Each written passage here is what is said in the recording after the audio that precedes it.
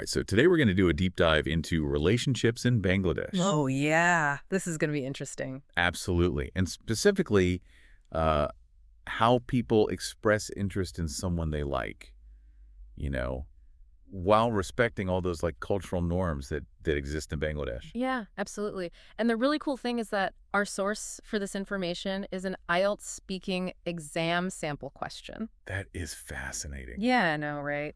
So, I mean, obviously we're not prepping anybody for a test here, Right. but it is just such an amazing window, I think, to look into a different culture, Mm. and to really see those unspoken rules and values that shape how people in Bangladesh, make connections. Definitely. Like when we think about, expressing interest, we often, immediately jump to the dating app culture and things like that. But in Bangladesh, it goes so much deeper than that. It's a bit more nuanced, right? Exactly. It's all about the subtle cues, the traditions that have been passed down through generations. It's really fascinating. So I guess like to even kick this off, like, can you just paint a picture for me of the social scene in Bangladesh? Like, how do people typically meet each other? Sure. So, like, imagine a place where family and community ties are incredibly strong. Okay. So in Bangladesh, it's super common for people to meet through family introductions. Your aunt might know The someone. classic matchmaking ante. Exactly. Or you might meet someone at a social gathering where friends kind of act as those matchmakers, those connectors. Ah, I see. Yeah, so think weddings, big, huge family weddings, Mhm. religious festivals, or even just like neighborhood events. Like everybody's always together. Yeah, exactly. It's all about, building relationships within this really trusted circle. I see. So it's not like just going out to a bar or like Oh, hoping to yeah. bump into somebody on the street. It's very much about building those connections first. Exactly. It's about creating that foundation of trust and shared values before any romantic interest even enters the picture. That makes so much sense. Okay, so now let's say you are in one of these like social gatherings, right? Hmm. And you see someone who catches your eye. How do you signal your interest without breaking any of those cultural codes that we were talking about? Ah, that is the million-dollar question. It's all about subtlety and respect. Okay, so forget grand gestures, bold declarations, no serenading them from the rooftops. It's much more about being observant, Hmm. like making eye contact, but not in a creepy way, more like lingering eye contact to show that you are interested. Ah, so eye contact is very important. Absolutely. Or like remembering small details about someone that they might have mentioned in passing, weaving that into a conversation to show that you are genuinely paying attention. Attentiveness is like gold. Yeah, attentive. It's almost like showing that you value them and that you see them, right? Exactly. It's about showing respect and a genuine interest in who they are as a person. Okay, but I mean, wouldn't that risk being misinterpreted? Like, how do you know if someone is just being polite or if they're actually like genuinely interested? Oh, that is such a great question. And this is where those cultural nuances really come into play, right? It's like learning a whole new language, a silent language. Right. So a well-timed compliment, for example, is super important. Right. So not just any compliment, right? No, no, it's not going to be like overtly romantic. It's more about appreciating their character, their accomplishments, their intelligence or their kindness. Oh, so it's very specific, I guess. It's not just like, oh, you look nice today. Exactly. It's deeper than that. And then there is the art of gift giving. Oh, gift giving. Yeah. Very important in lots of cultures. It's huge, but again, you have to be culturally sensitive. You wouldn't like just hand over the latest gadget. That would be a bit much, like the new iPhone or something. Yeah, I mean, Instead, you might go for, some traditional sweets, or a beautiful book of poetry, maybe. Something that symbolizes respect for their heritage, their intellect. I love that. I love the thoughtfulness behind that. Yeah. And then there's also the way that people dress and carry themselves, right? It's a lot of nonverbal communication.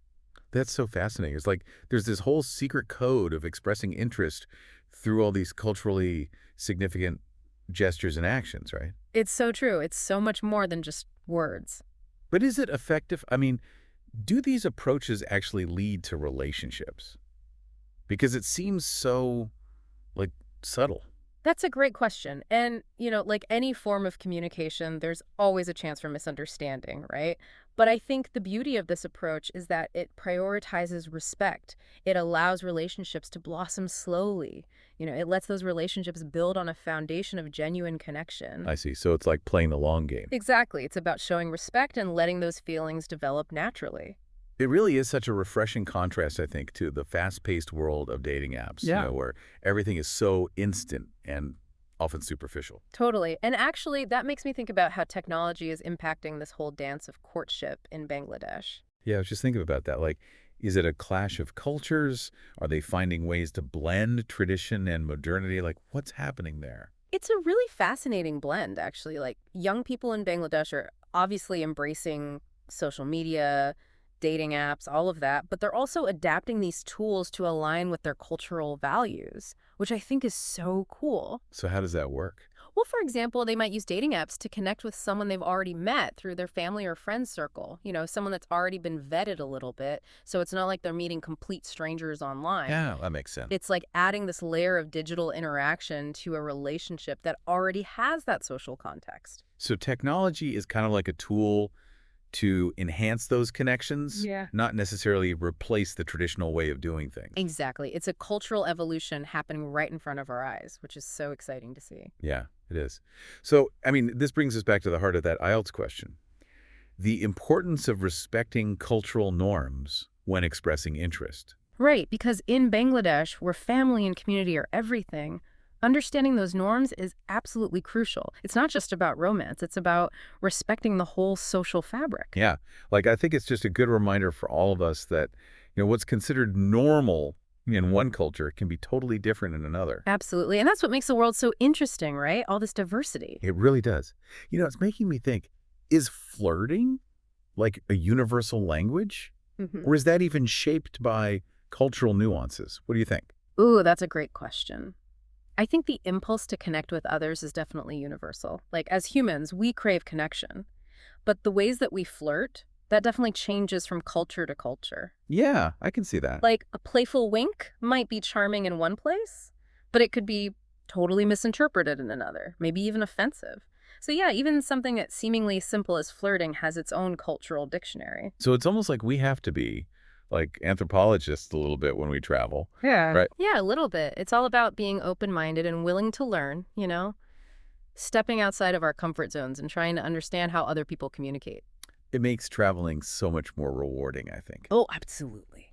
Okay, well, we've talked a lot about respect. The IELTS question also mentions confidence. What do you think? Do you think one is more important than the other when expressing interest in someone? Ooh, that is a good question. It's almost like a chicken or the egg situation. While confidence can be attractive, I think it's respect that truly fosters genuine connection, like especially across cultures, right? Because it shows a willingness to step outside of your own little bubble and appreciate another person's perspective and their background. I totally agree. Respect is like the foundation. Yeah. Exactly. It's the foundation upon which genuine connection can be built. Mhm. All right, well, to wrap up our Bangladeshi deep dive, here's a little thought experiment for all of you listening. Hmm. Imagine that you're strolling through a busy market in Dhaka, okay? And you lock eyes with someone intriguing. Now, armed with this newfound cultural understanding, how would you approach showing interest while being respectful of their traditions? What would you do? Yeah, what would you do? It's a fun little thing to ponder. And it's a great reminder that every culture has its own beautiful dance of connection, and taking the time to learn those steps can really unlock a whole new world of understanding. It's all about that human connection. Exactly. So go out there and connect Explore the world. respectfully. And on that note, thanks for joining us for another deep dive. See you next time. Bye.